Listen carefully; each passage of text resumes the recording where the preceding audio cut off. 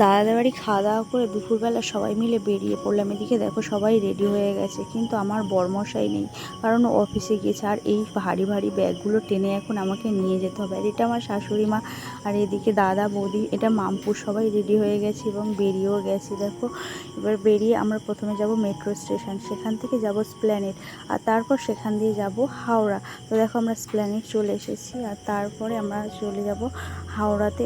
আর হাওড়াতে গিয়ে ওখানে আমার বরমশাইয়ের সাথে দেখাও হয়ে যাবে।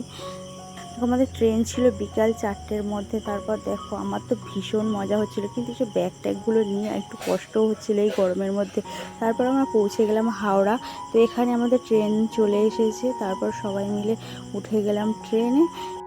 আমি তো খুবই এক্সাইটেড ছিলাম। তারপর দেখো সবাই মিলে ট্রেনে উঠে গল্প গুজব করে, এই গরমের মধ্যে একটু কষ্ট হচ্ছিল ঠিকই, কিন্তু সবাই একটু আড্ডা মজা করতে করতে পৌঁছে গেলাম। নেক্সট ভিডিও আসছে নেক্সট পার্টে। টাটা।